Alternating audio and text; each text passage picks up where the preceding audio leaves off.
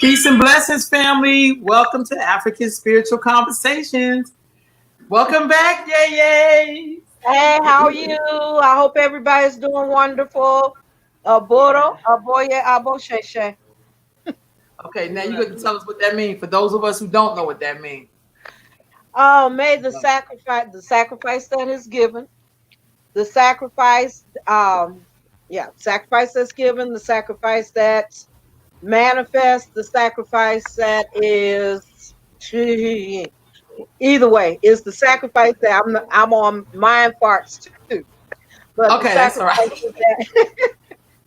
the sacrifices that are given. Okay. Right on. And it's basically a greeting for priest to priest or awo to awo. And afterwards has been said that aborto shuri award wofun, and that's accepted in the name of the Odu award wofun, which is the Odu that is making that trip from heaven to earth that Right brings on. the manifestation to earth for the manifestation of that elbow that was done. Right So on. Right on. that's our greetings. Right on. Okay. Mhm. So, anybody else want to say anything before I get it started off with this conversation? Yeah, go ahead. Hello, here we are. Let's get at it. I love it. What about you, Ifeoma Dupe? Good. Oh, just good morning, everybody. It's a good day. Right on. It's a good day. It's a good day. We're gonna have a good day. This is gonna be a good conversation. I'm excited to hear. Me too.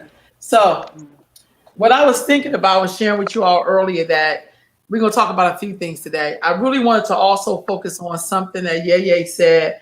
She said, our heroes are Shiros as Orisha. How do we go back and remember in our line, in our existence, in our story of what people did when they was in, how they walked the earth, how they lived, and how do we retrieve that information so that we can do the work right here? And that's kind of what we're going to talk a little bit about today. And I referenced Harriet Tubman, and I think about as I travel throughout the United States and Canada, following some of the same places she was in. I always think about it. I don't even know how she made 19 trips. I mean, I don't know. She could have made more than that. I don't know. But I don't know how she did it with the mindset that people have.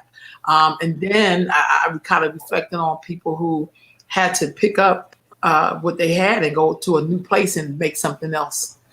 Whether it was leaving the South, going into the Northeast of America, or leaving the Northeast in the South and going into Canada. Then there were our people who had to leave Canada when that Fugitive Slave Act came out, and it was like an agreement going on over, they had to all go to Canada. Then there was a part of the history where our ancestors had to leave Canada and come back into like Pennsylvania and New York and those areas, because even those white people in Canada were feeling some kind of way about Black folks going there and gaining. Yeah. Isn't that interesting? Because I never got that part of that history till I actually went to Canada, but that's another story. But, looking at our ancestors, what are we supposed to be retrieving in that memory? What are y'all thoughts on that? Well, if we start thinking about what our ancestors did, we have to first know who they were or know something about those that have passed on. And in their passing, what was the legacy that they left us to remember them by? So for me, being an ancestral priest, a Gungun priestess, as well as Ifa, as well as a Boni, and some other things. One of the things that I do is ritual to go back into. I ask them to talk to me through other people, talk to me through our communication and prayer, because we don't have just prayer, we have conversation. Um, I ask them to come to me in my dreams, show me in my unconscious state that what it is that you want me to see, and therefore I will get a panoramic view in a story form of what they want me to see. When I get that, I can wake up and I come back to the shrine. I go back into prayer. I thank them for the messages that they gave me. And after thanking them for the messages, I meditate on what was given to me. And in that process, I start to digest it and let it get fully into me. But then I know exactly what they want me to do because I'm seeing it fully. So that's a process that you can do for me as a priest. For the average person out here, everybody dreams. Everybody, Orisha, deities, Lao, they talk, ancestors talk to you through other people. You can hear something and it resonates in your body and your cell memory that says, I know that. I know what that is. And you start to act on it. You get wisdom from it. So that's the way that we understand it. And then we start to look for more answers that come from that. Okay.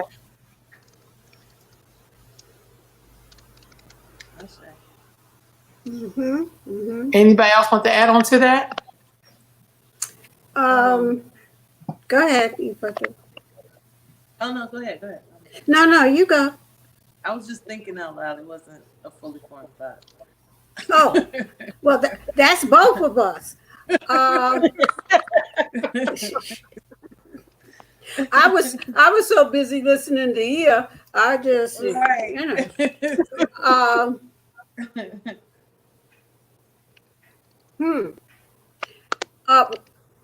I don't know. I piggyback on everything that Yeye said. I just know that each, and this has already been said, all of us have the ability to tap into spirit, because that's who we are. We're spiritual beings, so we all have that ability. Some of us just have forgotten that we had it or never knew that we had it. This is something new for some people. So, but it's new the way the way we're talking about it, and that'll give them a new thought about it. But as through the years, as I've spoken with people, they'll always say, when I was a child, I used to dream this, or when I was a child, I used to have an imaginary friend. And we would talk and they would give me or my grandmother died and she came and she sat on my bed. And my family told me, I don't even worry about it. That's crazy. So we've all had those instances where spirit has talked to us. And sometimes those who come to us, as we were talking in the green room before we came on live, we were talking about Harriet Tubman. And for me, it's just a really big thing to realize that there were a lot of other people who risked their lives trying to get free. There were a lot of uprisings that we don't know about, that history knows. They're written in diaries and other places, but we've never been told about them. And some of them, we know the names of these people. And I always go back to Haiti. And I go back to Bookman Duty, and forget her name, but I think it was Cecile. The work that they did, and all of the people. There were a lot of women that were part of the Haitian Revolution. And when I say part of, I mean on the front lines. And another thing, and this stands for us today, there has never been, nor will there ever be, a revolution without the women, because if you cannot go into battle, whether it be physical battle, spiritual battle, I don't care what kind of battle, you can't go into it without that feminine energy. And certainly if it's physical battle, you need to have somebody around to tend to your wounds and cook your food. And the women are always there, and for other things as well. But we're always there, and we're there strategizing. I'm sure everybody's heard of the woman, I can't remember her name, when Martin Luther King went to one particular city. There was a woman there that always cooked the food. That's where they always went to eat. And I'm sure that happened in a lot of cities. So when we go into battle as men and women. And we have to remember that, because sometimes we get lost in it's only the men who are the warriors.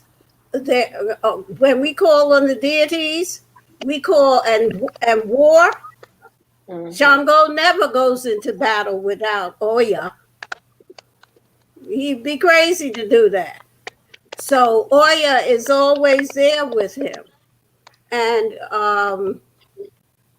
so we have to go back and or go, when I say go back, I mean go into ourselves and look at our history and use that to our advantage today.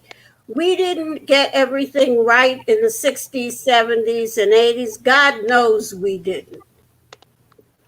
But we got some things right. And so go back and look at those things and see where we made a little error here and there, and then don't do the same damn dumb thing. So one of the things I have recognized is I spend a lot of time just reflecting. I don't know what, I mean, that's kind of how I've been as a kid, to be very honest with you. One of the things that really dawned on me in terms of when I was about 18, I went to work for a bunch of Black women who had an idea to build a clinic, blah, blah, blah. Most of those women came out of the Black Power movement, if you will. Some of them were Panthers. Some of them were active in civil rights movement. Some of them were the first in their family to go to college. Some of them went to UCLA. Some went to community colleges. I mean, these were women who were still connected to the root. Like they were the first in their family to go as far as they have. And at that time, I think I was like 18, 19 years old, and they were maybe like close to 40, you know, or maybe maybe they were in their 40s. Mm-hmm. But one of the things they always imparted to me is that in this, and some of them end up becoming shamans and stuff like that. I mean, even now they're still shamans. But they would say one of the biggest fights that they could not fight in those 60s and 70s is this fight around gender inequality in the Black community, which we overlook because it gets overshadowed by white supremacy. So people want you to take your womanness and put that on a shelf some damn where, and then you like, we all Black folks and the white man. But if a Black man has his foot on your neck, the answer for me is not, it's because of racism. Like that's not gonna work for me. And what I watched these women do is I watched them build their systems. You know, they were basically building clinics to make sure Black babies got here. And I feel like if we do not address, because they were fighting racism, but what they were quietly having to fight or deal with was this whole machismo. What is that called? Mm-hmm. The word is escaping me. Gender bias. Yeah, but what you know, like when men do it, we call it, what is it? What is a word that they use? Patriarchy. Patriarchy. Okay. That's usually, and so I watched, and I've seen that even now. And so it's kind of like, I cannot imagine what Harriet Tubman them did, because we know that, you know, they were just trying to get free. But I'm pretty sure she could have had some men who felt like I should be leading.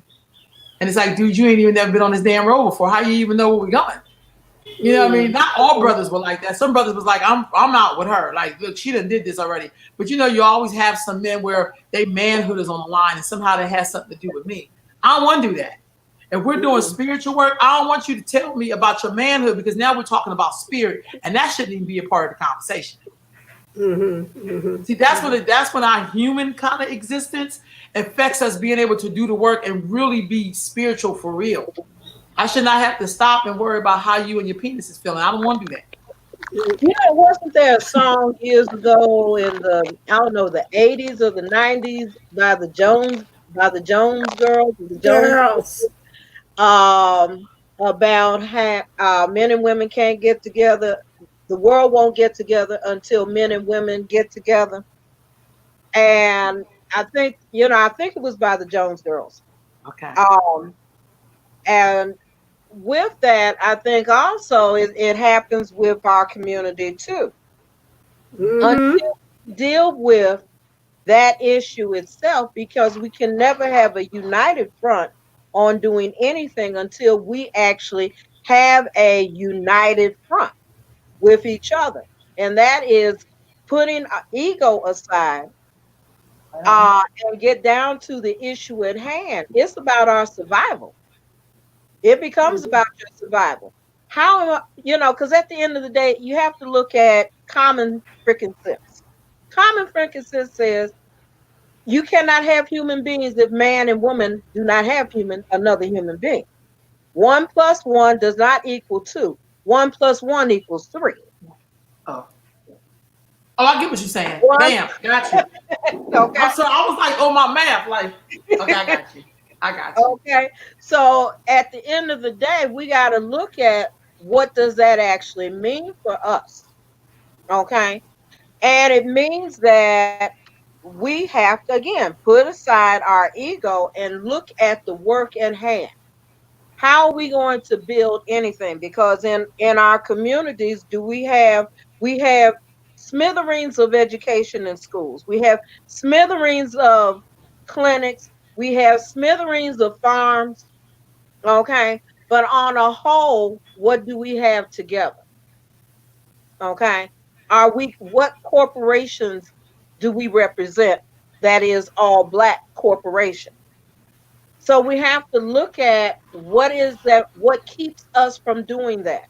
What keeps us from having all the things that we're supposed to have as a collective, not as individuals, but as a collective and a unifying force. What does that look like? And that's some of the things that we have to look at. So I agree with you, but I just have to say this. That's why I believe in when we say collective memory, it means all the collective memory. There were Black women who did that and they came out so scarred up. That's like when you tell people, put your womanhood aside. Think about us as Black people. But it's like, but that don't mean you get to tell me, because that's what the women were talking about in that thing with Russell Simmons, is that Black people were telling them that what you just said. Think about the collective. Think about how we're going to look to white people. And it's like, dude, but what this person did was wrong. And that messes up the spirit, which means we're going to look beautiful in this dress. But if somebody take this dress off, they're going to see how nasty we really are. Ain't nothing like seeing somebody covered up and they supposed to have some virtue and you take them clothes off and they are just nasty and disgusting and stinking, because we do this perception work. We don't really do the real work. Right. You're right. So we have to balance that out, because I think women, we usually do that first. We be like, this brother wrong, but they're going to see us all. I'm sorry, go ahead. Now, would the balance look like have the courage to just do and be you no matter what? Because you're going to get scarred. I'm going to be in a fight anyway. I'm going to get some licks, and I'm going to give some licks. Okay. But being me, I'm not going to change being me as a Black woman. Okay. So if you like it, lump it, whatever, you got to deal with that, because that's how we come into it. Even as a priest, I like the idea of roles and everything, and that's cool. But at the end of the day, I'm not going to apologize to anybody that I am Black, a woman, and I'm smart as a woman. Right on. I ain't apologizing to you for nothing. because that's who I am. You either accept me for who I am and what I'm bringing to the table, or you leave me alone. You know, and that's kind of way that even as a leader, I've had to deal with that and say, look, this is what I know. Now I know I'm capable of doing more, and I want to learn more, and I'm going to give more. But you gotta accept me for who I am. Right on. And at the end of the day, when I walk into that, I am who I am, whether you accept me or not. Okay. Mm. And it's just that. So I think that when I think of unity in that instance, I'm thinking of unity in that sense of being, I don't need you to accept me. I don't care if you accept me. I'm just saying this is who I am. Like it or lump it, deal with it. Now we got a job to do. Now, Yeah. if your ego is so bruised up that you can't accept me being who I am, then that's your problem. It's not my problem. I I'll get pray that. for you. Okay, I'll pray for you.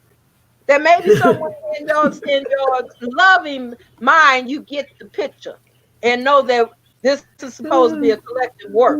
Okay, and if you don't get it, oh well, I'm gonna continue to do my work because Right on. I have a job that I came here to do by Oludumare. Okay, and I'm gonna do my job. If Right they on. like it, cool. If they don't, that's cool too. But we That's have right on. to deal with it. Okay, so that's what All I right. mean by that. Just to be clear. Well, well, when you went back to when you were 18, and there were those women who said that that was the issue that was an issue that they For had to the really deal with. look at and deal with. That's true. That's true. And Mhm. what happened with that is now came into being. And what they did is they tried to sidestep us as Black women when we were working for our freedom. We called it civil rights. That there's an issue with that. But anyway, who said I forget How you and Who, gonna Dr. defend it? Anderson who's being civil says about it? who's civil. But Right. anyway, uh, you know, so we a lot, not a lot, but there were Black women that got sucked into that now experience because of what they were going through in terms of the gender issue within our Black struggle at that time. So we want to look at that and analyze it and make sure that this time, as we're working, that we come to a different understanding Mhm. between the men and the women who are on the front lines or the back lines or whatever line you happen to be on. Um, and that's work that has to be addressed between the men and the women. Mm. That and that's not an easy thing to do, but it has to be part of the conversation. Station. We cannot go to that table like it was very evident in that piece that you put up at the time, and this speaks to what was going on. There Yep. must have been 12 men and 2 At that women. table. At that table. Yep. And there were a lot more women involved in the struggle At the time. doing the work behind the scenes, because you sure can't march or fight or do anything on an empty stomach. Mm. It's real So talk.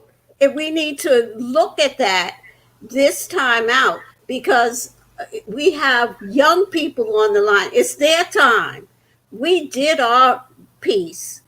So it's their time. That's something that, and I hadn't thought of that. That's really something that needs to be discussed between us, among us as African descendant people who have finally, it seems, been able to stand up and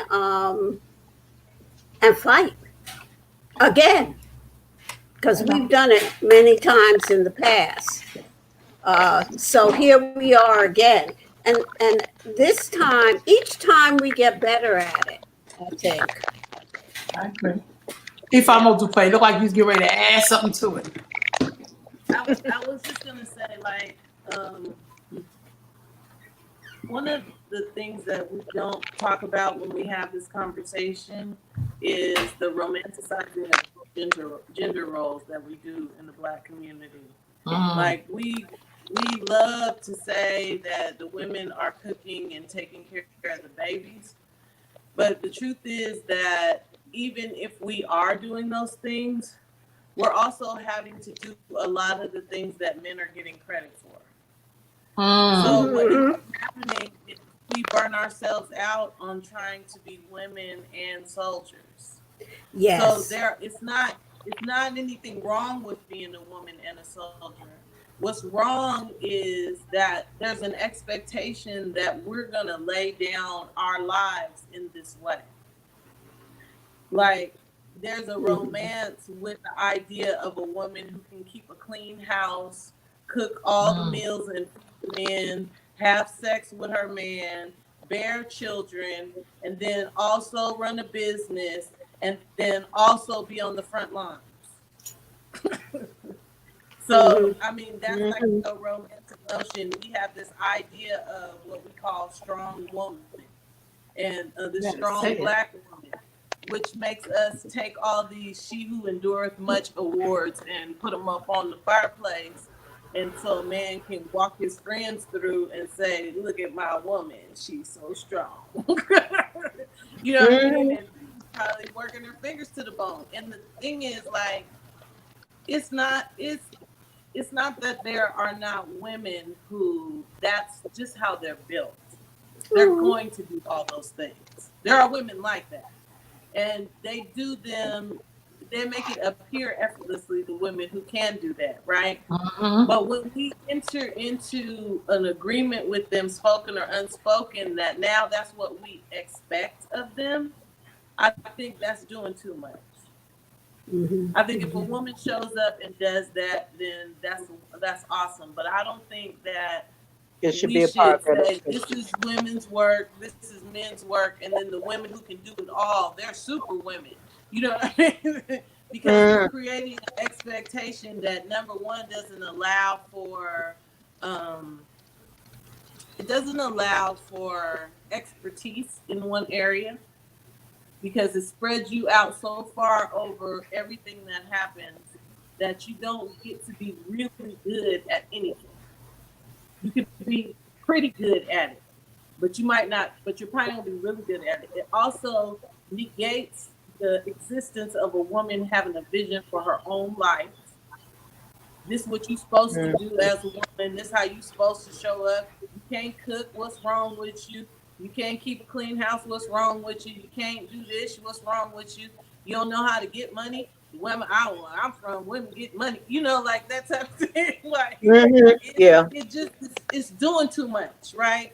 So I think this is a big part of it. And the fact that we have agreed to this, also we have allowed this to keep perpetuating through the Black community. Because see, there's two parts to everything. There has to be the assertion of a thing and then the agreement for it in order for it to exist. So there's this thing happening that is the assertion and the agreement come together and form a thing. So if we take away the agreement, the assertion falls flat. So can't nobody put nothing on you. If you don't fight against it, if you're fighting against it, then that's another form of agreement, because resistance also gives enough pushback for a thing to exist, right? So I'm not saying that we don't fight, that we should be actively aggressing Black men around this, although we do need to have a conversation about it, but we just don't agree to it anymore. Like, okay, that's what you think, but I'm not doing that. I'm just not doing that. And I mean, and that's individually and collectively, we have to really take control of our narrative as Black women in this. This is a different kind of shift for us to make because it's mostly internal. It's not about telling people, we beginning to show people how we want to be treated. Like we're showing up in the world and saying, this is who I am, like Yeye said, this is who I am. You're not going to change me. If you want to talk about what we're going to do, then we'll negotiate about how things get done. But you're not going to change me. Right. You understand what I'm saying? Mm-hmm. So, like, whatever it takes to bring, like this, the women's work is to whatever it takes to bring women to a place where we can stand in that truth. Like as we raise daughters, as we mentor women, as we care for each other as sisters, as we care for each other in all kinds of ways as priests and what have you, then, and we're not letting men off the hook for thinking this way. Like, because this is like an assumption that they come in the game with. If you host a meeting of any kind, let's say right now we're going to organize anything from a ritual to a protest around this. And if it's hosted at a woman's house, I promise you, at least 50% of the men are going to walk in expecting to smell food. Oh, yeah. They bring no food. Oh, shit. Yeah, yeah. Especially if they've been to your house before and they know you can cook. Yes. And do you understand what I'm saying? Yes, It's not yes. it's nothing wrong with having food there. Like we're naturally, most women are naturally hospitable to the extent that when people come around us, we want to feed them. But I want to get away from the romance of it because I might have been preparing the materials for what we was going to talk about, and I ain't have time to cook. I might have been setting the shrines for a ritual. And you know, and that's cook. the whole thing. And you don't even know if I can cook. So you just no, not even you. I'm talking about the men. The men. Yeah, no. Like the other part of it is, if you can't cook, they're gonna drag you. They're gonna drag you. If you can't cook, they're gonna drag you. So I mean, this is the whole, No, go ahead. No, go ahead. Good. This is another side of that coin, right? Yeah. Like as we begin to reach back for these ancestors who have been elevated to Orisha, like we're what we're looking for. What are we trying to get from them? We're trying to get from them that strength, that energy to stand in the truth of who we are and be cool with that. We work on the things that need improvement. We're always good character is a practice. It's not something you just gonna come out the gate and hit right on the mark. It's a practice. So yeah, and so that's why we're having conversations with the men that are standing on the front lines beside us because we love them. I don't fight with people I don't love. If I got a problem with you and I don't care nothing about you, I can't roll. I can't roll. That's my truth too. I can't roll. Yeah, that's why this is an ongoing thing. You know what I'm saying? But I'm gonna tell you one. I'm gonna stop talking after this. No, go ahead. One thing that really like stuck with me about the Black Panther movement. I read Soul on Ice, and in Soul on Ice, Eldridge Cleaver talks about how they would rape Black women in preparation for the revolution when they're gonna rape white. What? That's he said what? Yeah, he said that. I must have missed that. I was sleeping when I didn't. It was subtle. It was just slipped in there. Like these are the things that he talking real slick and Soul on Ice. So you know what I'm saying. But I said this is the height of foolishness right here. But it's so telling, like it's a general attitude that, girl, be quiet. We fighting these white people right now. That's my point. Girl, be quiet. And I said no. And I think I made my position clear because I posted right on my page. Look, we ain't playing them games with y'all. So you can go. You can excuse yourself now, or get busted out later. Uh-oh. Well, this is part of the revolution, though. This is part of our struggle that we haven't thought much about as a whole, as a people. But yes, women, you make just such good points there. We have to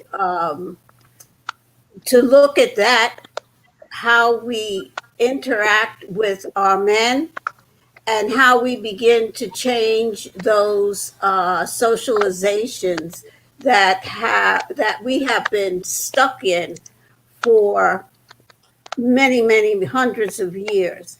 Things have changed. Remember, we talked some time ago about a new paradigm. This is one of the foundational blocks of that new paradigm.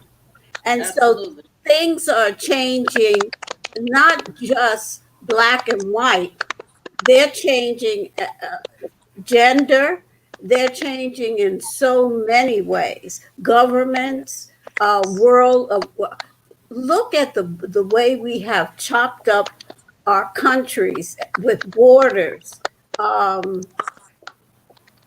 especially in Africa, how the borders were just done at the conference that they had in 1890, whatever it was, the European countries, and they just, divided up the country. But the same thing here in the United States or anywhere else in the world. We have to look at how we're going to really change all of that and work country to country. Because right now, the way it is, we're restricted. You're restricted to stay in your country to a certain degree.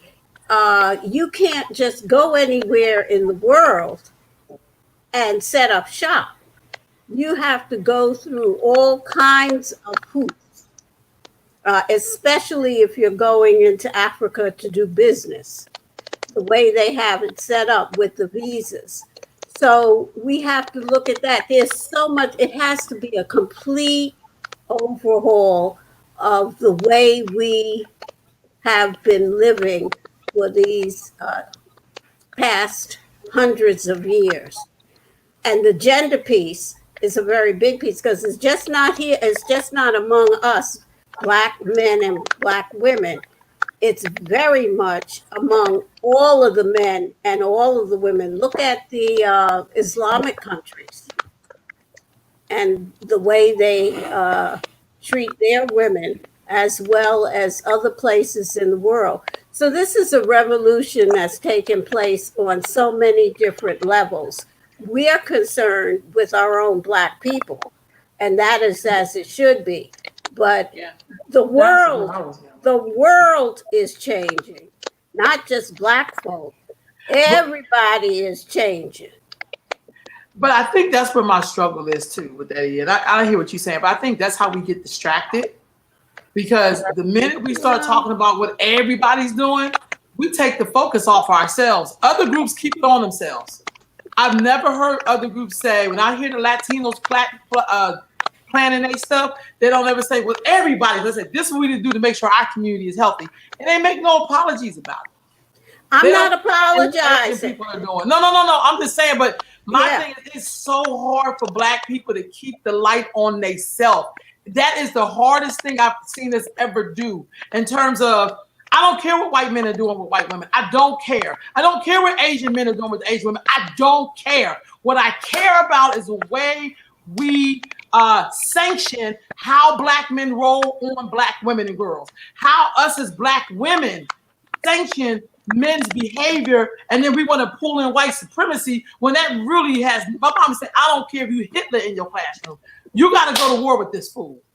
And my thing is, we got to really look at that. And I think that's why sometimes it's hard for some of our young and old people, to get with some of our programs because they can see that we're still pushing that line. And a little bit, we're hiding behind white supremacy because we don't want to say, because I come from ancestors who knew what white supremacy was, who knew how white people rolled, and still built their own stuff. They did not have time to be like, well, it's white supremacy, and this is why I'm gonna let my son shit on you, or this is why we got molestation and rape running rampant in our community, and why we can't talk about it, and why people don't want to, why women with their sons is condoning their sons' behavior because they love them more than they love their daughter. Or why we have such Black women who are super strong, who are out here fighting because we don't stand up for her. We make her be strong while we're over here protecting men. That's an issue for Black people. And that's why a lot of us No doubt, doubt, that's an issue. That's why we go be feminists. I I'm am not a feminist, simply but I understand referring it. to the whole picture. But that is the whole picture. It's our whole picture. It's our whole picture, but here we go again. How do we deal with solution-oriented processes? How are we going to solve that? And so that's even with the ancestral push that we've been talking about. We have to sit down and stop thinking as if our ancestors don't understand the language that we're talking or don't understand the words we speaking. Why can't we go to our ancestors and say, look, you set this mess out here before me. I'm on the road that you have put before me. This is the path you carved out for me. Show me how I need to go on this road and get through this. I don't want Papa Joe screwing my daughter. Okay? I don't want these people hurting me again. What you gonna do to help me get through here? And what do I have to kill to make sure you get it done? Do I need a cow? Do I need an elephant? What do I need to make sure that you get through the spirit here for me to get to do what I need to do here so we can clean up the mess for our people right here, right now? That's what we have to look at. Okay, what are our solutions? If we're looking at it from a spiritual place, then we have to have that conversation with those spirits. See, sometimes we get, this mindset that we got to be nice and sweet when we go to a shrine. What? You got a conversation with some folks that you got. If you have cut me down here on earth and I'm bleeding, I ain't got nothing to be nice about. Right. I'm not gonna be nice about it. I'm bleeding over here. What do I need to do to make it stop? What do I need? What kind of pressure? What do you have that can help me? Because they can tell you, because they have that panoramic view of everything that's taking place, because there is no time there. We have time. They don't. Yes. Yeah. Okay? So they see past, present, future. Okay? We're the ones that got that inertia going on. Yeah. So we have to have that kind of conversation. Okay? What are you going to do? What do I need to do to make it right here and stop my bleeding? Okay? And that's the thing that we have to look at. And so maybe it might be we're retraining people on how and what they should be doing, not expectation. Because I understand the romanticism of the relationship between Black men and Black women. Yeah. It's that romanticizing that has gotten us into this place where it's true. We can't do anything because we too busy keeping it up. Getting along. I don't want to get along. I want the crap to stop. That's it. So what are my solutions? And laying down ain't one of them. Okay. Another thing too that I was looking at was the word strength. The words, we have to be careful with what we are saying and asking for, because the way spirit works is that if I'm asking for strength, I'm going to get more challenges. Okay? Yeah. That's the natural outcome of when you say, oh, just give me strength. I ain't asking you for no strength. I ain't asking them for strength. I already got that. Okay? I ain't going to ask you for what I already got. And Right. plus the fact I'm smart enough to know that you're going to send me all these challenges. I ain't trying to jump over no hoops either. Okay? I need a better solution. Give me wisdom. Give me knowledge so I can apply it to make it wisdom. So that I have sight. Give me sight. Give me foresight. Okay? Because I want to be able to see this stuff ahead of time before I have to be knocked down with it. Okay? So we have to also understand what we are saying will also have that same manifestation. Okay? If we're not careful. So what is Hmm. it that we want in this whole arena? You know, Yeah. and then go about getting it.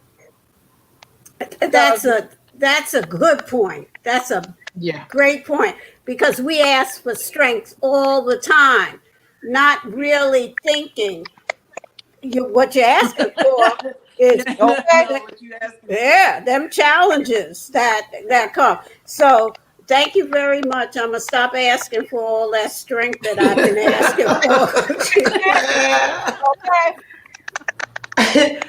we are already strong. That's Okay, Yeah, right. we are yeah, That's strong. right. Yeah, You know, and everybody remarks on how strong black women They are. Well, I certainly already do. know that. I don't need you to tell me that. mm, Okay. right. So I'm gonna build up already my ancestors and everybody else what I ain't got enough of. And that's wisdom, foresight. So I can see that enemy coming at me before he thinks about coming at me. Right. mhm, Okay? mhm, Right on. mhm, Right on. mhm. That's what you want. Yeah. So, how are people made into Orisha? Before we came on, we talked about Harriet Tubman, and you talked about what am I know that about heroes as Orishas. What do you mean? What do you mean when you say that? What I was talking about, the community itself have to do rituals to raise that individual spirit up. See, to be an ancestor, okay, of and a reacher, that person has had an impact on its community. The priests of that community are also doing the rituals necessary to raise that consciousness up higher. Okay. And with that, the test is when you pray to them, that spirit that they have elevated, they answer your prayer. Spiritual Gotcha. power. Okay. Because of the thing that I have forgotten was it was what um the when you talk about a Buddha Boya Bosheshe, it is what is given, okay, what is accepted, what is manifested. Okay. Mm-hmm. So if we're raising the spirit up, okay, and we're giving our offerings, whether it is by deed, food, whatever, we're giving to them and we're making a request. And we're asking that request to be accepted. That request that's accepted should turn into the manifestation here on earth. So I'm asking them to do this. And so this is what the community is doing. They're getting and doing the rituals. The rituals are asked to be accepted. And after the acceptance of those rituals, they are then, through prayer, sent back down to earth. And they are, in actuality, manifestation. A lot of what we're seeing to this day is part of that. So we have to think about that. What is that? So this is where we are in all of this. What are we going to do with that? Okay. So Harriet Tubman being elevated, I should be able to go to my shrine and call her name Yeah. and have that conversation with her and say, this is what's going on here on earth. I know you know this. This is what we need to have happen. What do I need to do in order to make it happen? Give me the blueprint. Oh, do we follow? Give me that blueprint. And so that I know what's taking place and how I'm supposed to act in order to get the manifestation to work in the way it's supposed to.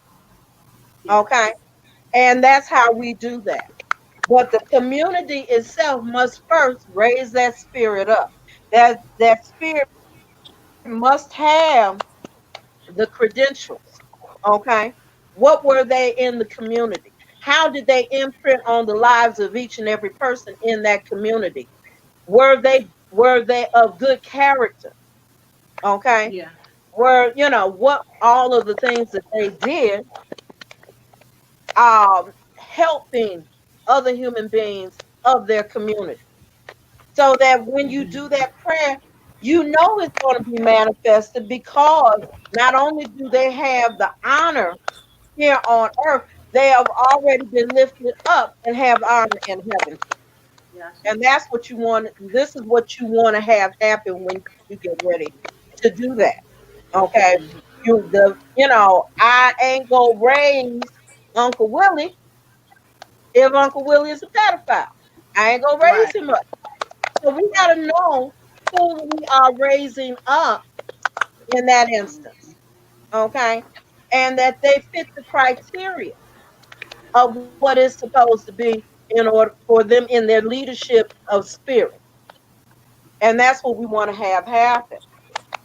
So I think that in the long run, once we understand what that looks like, then we're able to do more. But we got to understand what it looks like. Okay. And be able to come behind that and do something with it.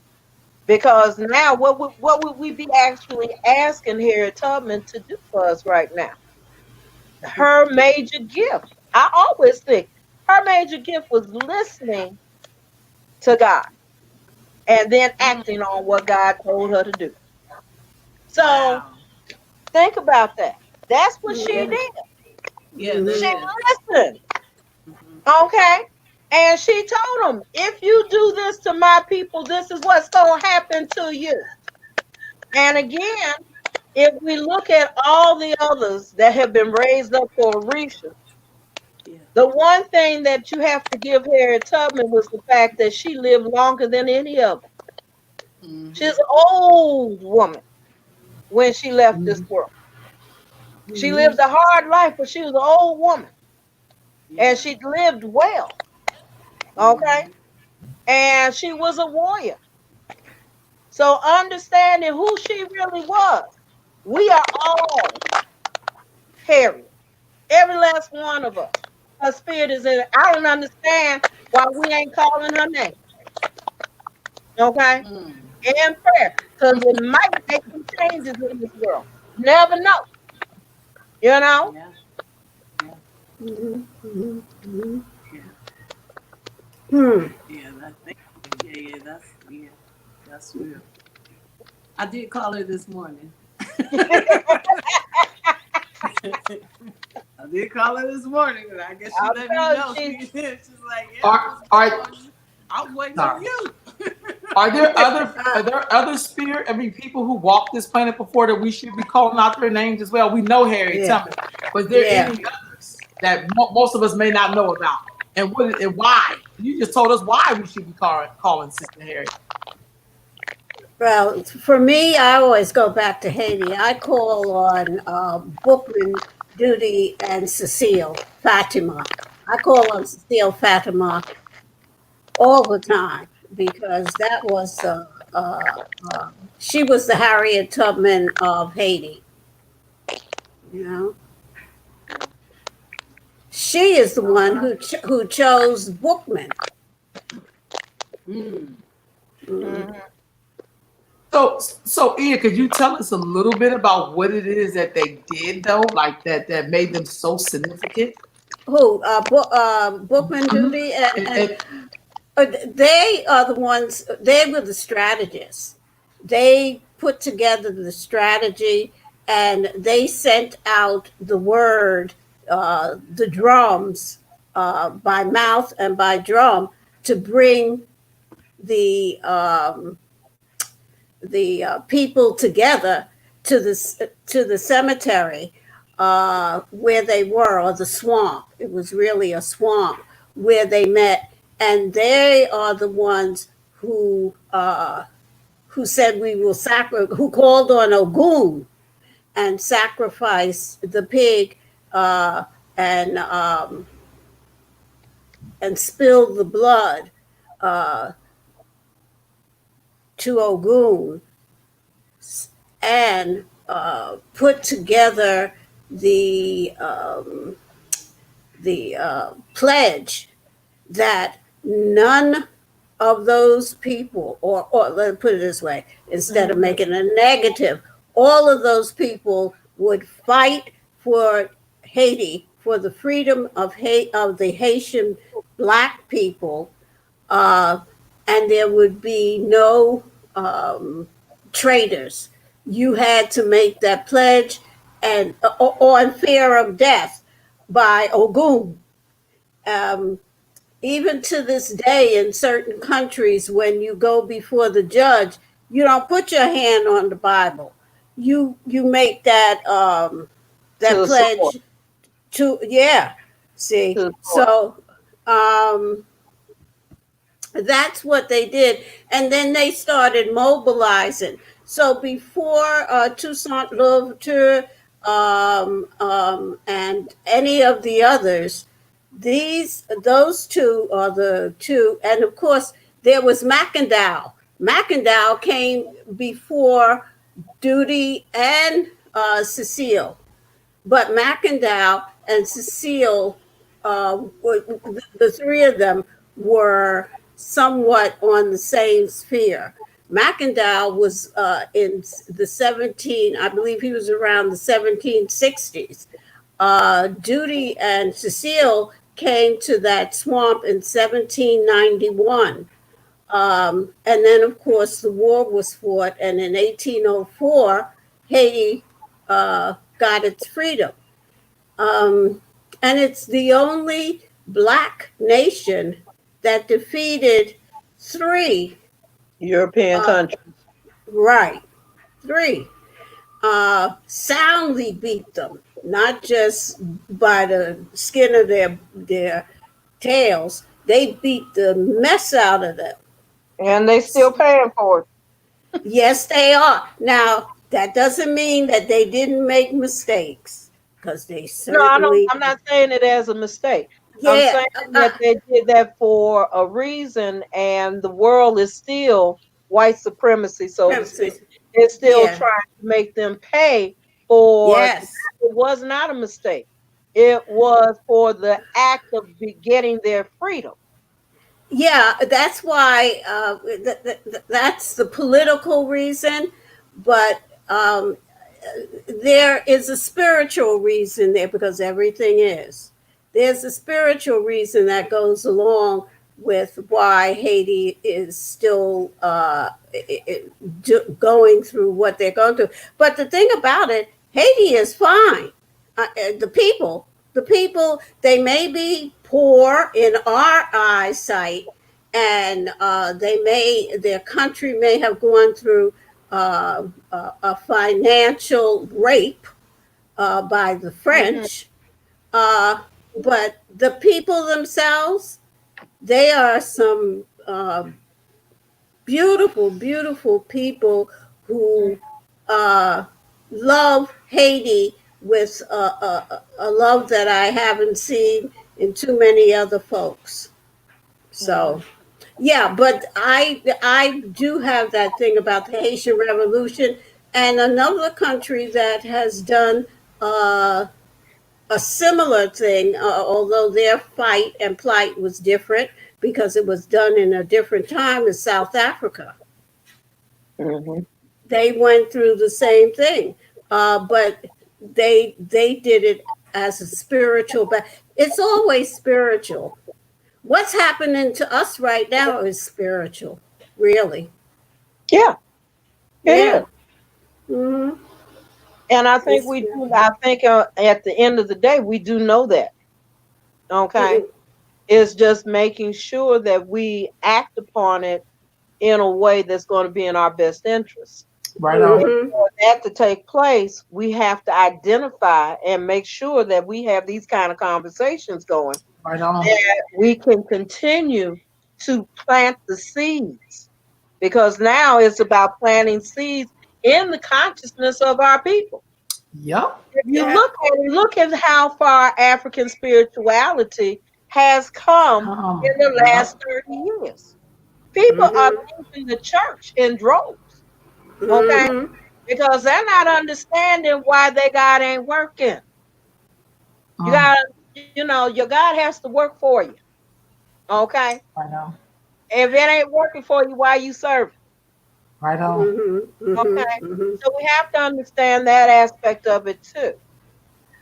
Sister Aoife Michelle said Queen Mary of the Virgin Islands. So she was Mhm. giving us somebody. Because I just think about all of these freedom fighters we had, in our struggle, that some of us don't even know their names because we don't talk about them. Mhm. Mhm. Well, I was immediately thinking about, you said Tucson, I always think about Dessalines. Like Madame Yeah. Yeah. Bello talked about him. You feel like you was there in the battle. Oh yeah, And she, Dessalines, woo, and and his wife. his wife. Yeah.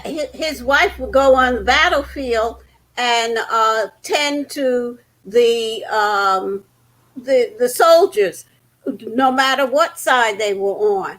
But the other thing is when Baina Bello speaks of them, Yeah. she brought to mind that you had Elegua that made the way, that opened up the road. That Mhm. was Tucson. And then you had Ogun that came and brought that hammer down, brought machete. that's it, brought that machete down. And That, cut the path open. Right on. yeah, Right on. yes, see, and that was Dessalines. So we too have our people who are connected to certain deities who are opening now. Who's opening the path for us at this time? Who's going to be the Ogun that brings that machete down? You know, those are the things that tie in our spiritualness, our spiritual life, with our secular life.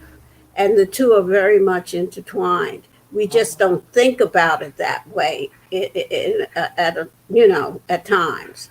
But yeah, who was Malcolm? Yeah. Right on. Who was Martin? Right on. Which one was Ogun? Which one was Elegua? Which one was Ochosi? Which one? We can go through all of that. What was Harriet? Right. There is a Odu of a Warrior D that says that there's no woman born that cannot give birth to a Rumula. There's no woman born that cannot give birth to any one of these Orisha. Mm-hmm. Their lives continue to grow and grow and grow and grow. And so we're looking out of this foray that's coming now. Look at what's coming out in leadership. And when we look at that, let's see who Mm-hmm. Eshu is going to be. Let's see who Ogun's going to be. Let's see who Oshun is going to be. Because, like, as far as I'm concerned, Oshun, Oya, Yewa, Olokun, they were my greatest warriors as well.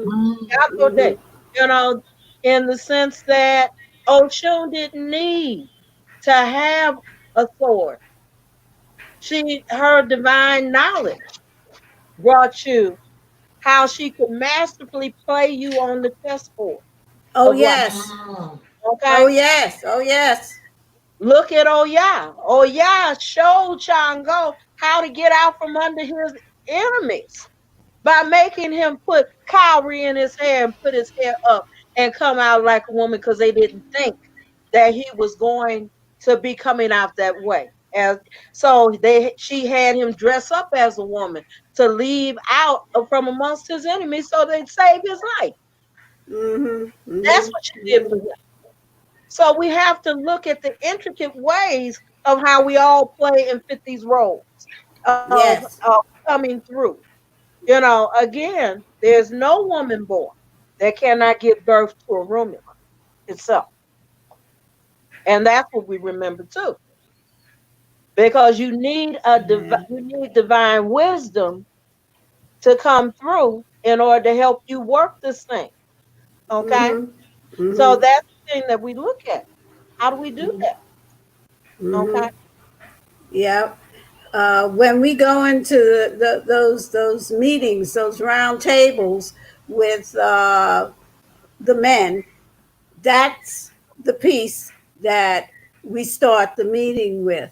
There is no woman that cannot give birth to a Rumula.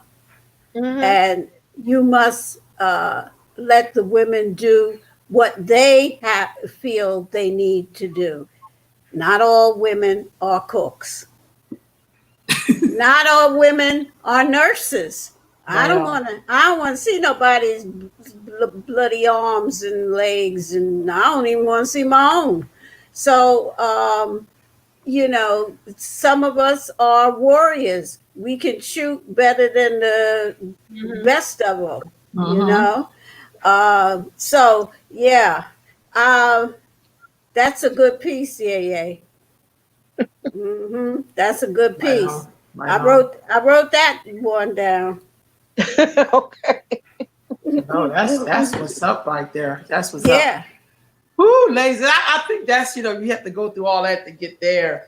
The sister also shared who Queen Mary was from the Virgin Islands. She's basically saying she was the woman from the 1878 fire burning revolt from the Danish. And our sister who told us that is from St. Croix, my home. In St. Croix, my home. So she's sharing that information with us too. And then LaDonna also hit up Silly Batman and Dusty Bookman of the Haitian Revolution. So she gave people the name, which is beautiful. And then she says, some of us are masterminds. We hold the blueprint. Blueprint, yes. Right on. Right on. So this was a really, really good conversation. And I love the fact that, you know, you two Queen Mothers also basically talked about, you know, those people from histories and connecting them to the Orishas or our spiritual forces. Because I think sometimes we don't get to do that.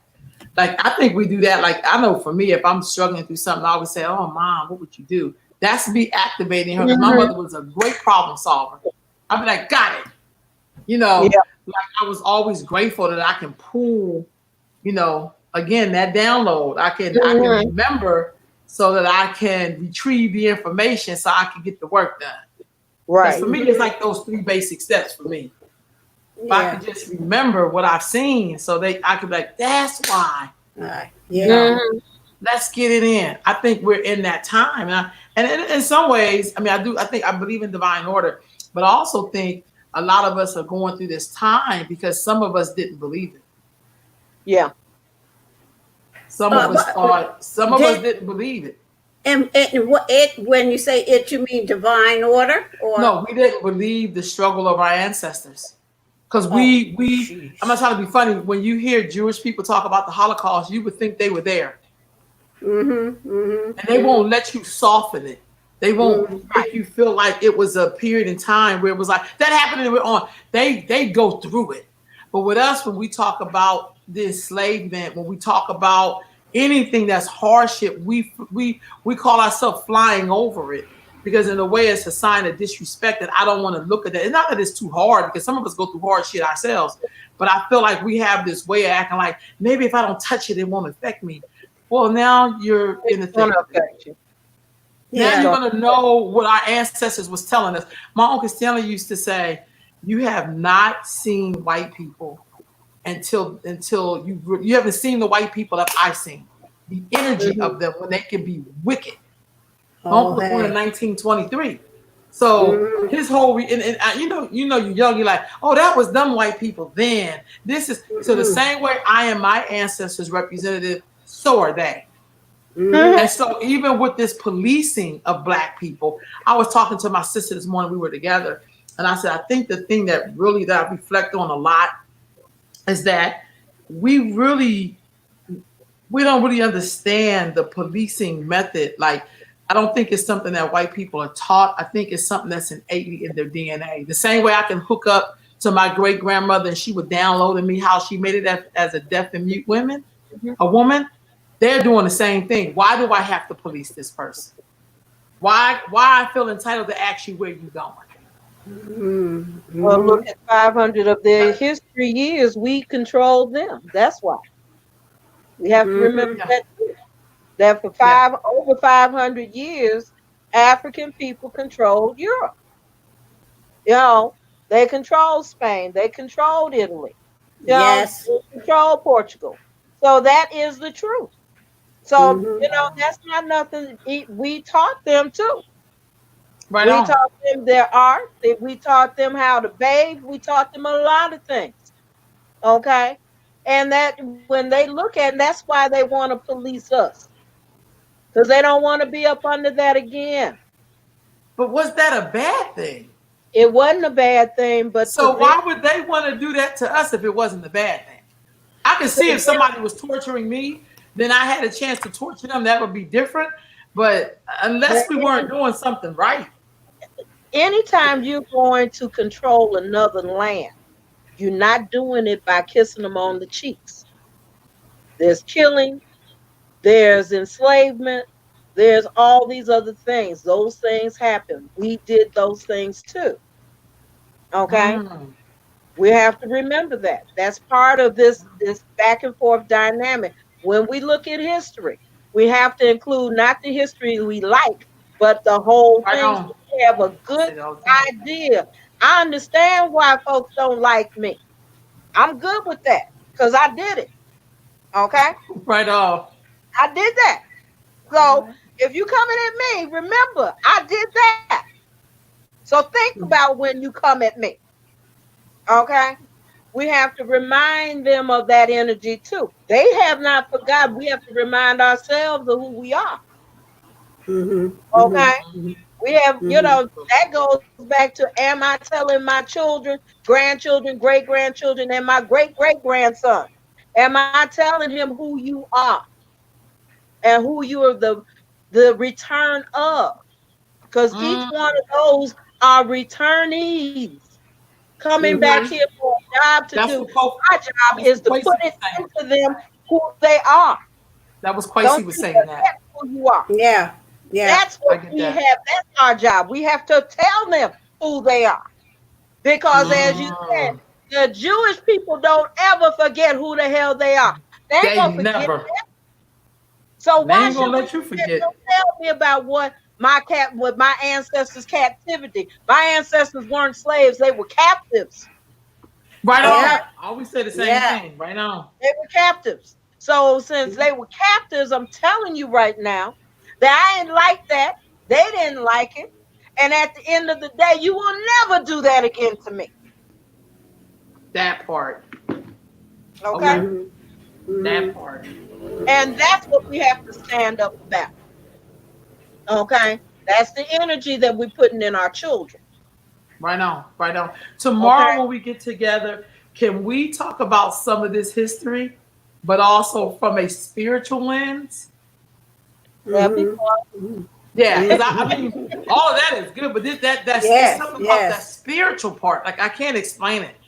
It's just something about that. You know, we'll be looking at something for the surface or this, but it's always these. And I learned that a lot in Haiti. The spiritual aspect of warfare. Right. Yeah. Oh, they talk about that a lot. Yeah, the spiritual aspect of warfare. Thank you. Yeah. The true art of war. Yeah. Spiritual aspect true art of war. That's what we're talking about tomorrow, family. All right, y'all. We on here tomorrow, y'all. Thank y'all so much. We're like at 12:20, so I'm like, I gotta jump off of you here. But y'all know the drill. Hold on for a minute. Family, we will see y'all all tomorrow. And stay in the light, family. Yeah. Ashe. Bye. Bye.